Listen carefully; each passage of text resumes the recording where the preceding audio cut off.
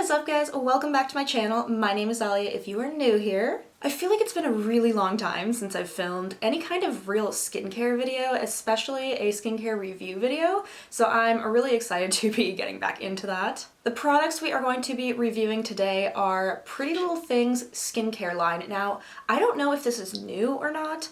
It's new to me anyway. I haven't really seen any other review videos on YouTube, so I'm guessing it's new. Otherwise, maybe just the skincare gurus don't find it that important to review, which, you know, fair enough. But anyways, I was on their website like I am pretty much every day, and I happened to notice on their banner in the skincare section, they were promoting their skincare line. So I clicked into it because I was very curious, and I noticed right away they have two different lines. They have the Pretty Little Skin Hydrating line and the Pretty Little Skin Clear Skin line. I opted for the hydrating line because I wasn't really a fan of some of the products that were in their clear skin packaging. I don't really like face scrubs, and I don't really use a lot of clay masks, but if that's your thing, maybe prefer that one. But the one I chose is the hydrating line. So I'll pop up a picture of that right here, and basically what you get is you get a cleansing balm, you get a toner, you get a moisturizer, and you get a serum. So that's pretty good for €30. That's like, I would say, a fairly affordable skincare routine. And as I discuss each one of these, I'll have the B-roll playing so you see me using the products and you get to see what the consistency looks like and all that fun stuff. So let's dive right into the first product, which is the cleansing balm. So right off the bat, as far as packaging goes, I figured it would be pink, you know, Pretty Little Thing. They have their unicorn bags. Pink is kind of their like staple color. Very simple bottle. It kind of reminds me of that brand that's literally called Simple. Everything's kind of shaped the same. It's just kind of like a plastic material, so nothing wild there. But of course, if you're not spending a ton of money, you're not going to necessarily have like crazy wild packaging, so that's fine. As far as the ingredients go in this, there's nothing in here that really like sells me for a cleansing balm. I think that you could probably get ones that are a lot better for you. This one has mineral oil, and a lot of people don't like that.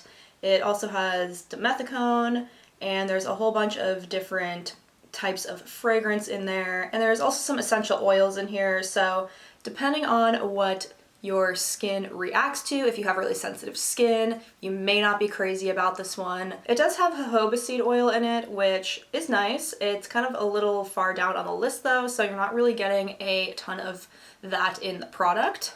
I used it obviously this morning to test it out.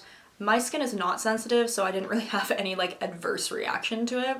It feels really nice on the skin. It definitely is soothing. It definitely feels like a really nice cleansing balm. The consistency of it is a little more on the thick side, I guess, but that's to be expected with a cleansing balm. So I thought it went on really nice. It definitely made my skin feel really soft after, which I appreciated. So again, the cleansing balm, I'm not really a huge fan of the ingredients list. I think it feels nice on my skin, but is it something that I'm going to reach for all the time? Probably not. Next up, we have their Balancing Toner. This is another one that I really am not crazy about the ingredients list. Again, I don't have sensitive skin, so it's not really that big of a deal. But if you are someone who is, you might not like this one because one of the top ingredients is witch hazel. There is also quite a bit of essential oils in here.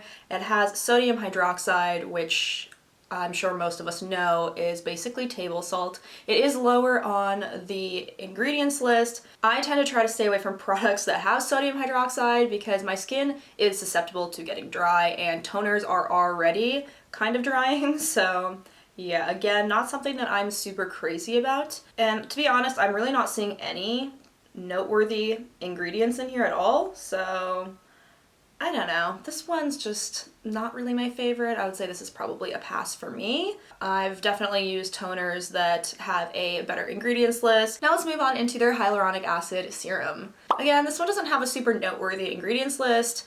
I mean, it does have castor oil in there, which is probably a lot of what you're feeling as far as the smoothness on your skin. Of course, it has sodium hyaluronate, which is hyaluronic acid. It's a little bit lower on the ingredients list, so it's not a large percentage. There is also some different essential oils in this as well. Now, I will say most of these smell pretty fresh, like as far as this one goes. They all, to me, kind of smell like flowers. My sense of smell is a little messed up since I've had COVID back in January, so I don't know how good of a judge I am. It might smell different to you, to be completely honest, so I apologize for that. But to me, they all smell like flowers. I do notice a lot of them have lemon in them, so they might be a little citrusy. Again, not a horrible product. I probably wouldn't reach for it every day. It'd probably be more of like a backup if I'm out of my normal hyaluronic acid, which I really love. It's tried and true, and I prefer the ingredients list in that one. Last but not least, we have the moisturizer. Now, I think this one is a pretty decent moisturizer. A moisturizer should be fairly basic. You don't need to spend a ton of money to get a good moisturizer. However, this one does have sodium hydroxide. It is really low on the list, so you're not going to really have like any kind of reaction to it or like super dry skin. It's not like the second ingredient or anything like that. Again, there's also some essential oils in here, but there is jojoba seed oil and grapeseed oil, which is really nice for your skin. So again, I would say this moisturizer is just okay. Like, I would probably use this if I ran out of my normal one. I don't think I'd have any sort of like bad reaction to it. It definitely is nice and soft.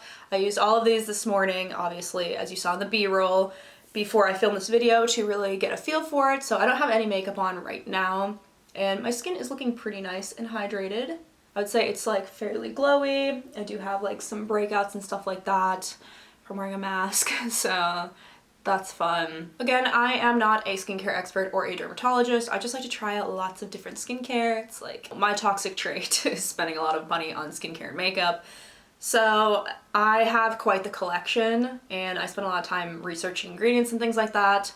I didn't really go into huge detail on all the ingredients because there's just nothing really noteworthy in there to really discuss. But yeah, I mean, overall, it's not bad. Like, the outcome is perfectly fine. I don't feel like my skin is irritated or that I seriously dislike it in any way. It's just basic. But I mean, it is a pretty little thing. They're a clothing brand. They're not going to specialize in skincare, so I wasn't expecting like The Ordinary or the Inky List or something like that type of quality. That is it for today, guys. I really hope you enjoyed this video. Please don't forget to give it a thumbs up on your way out if you did, and thank you so much for watching.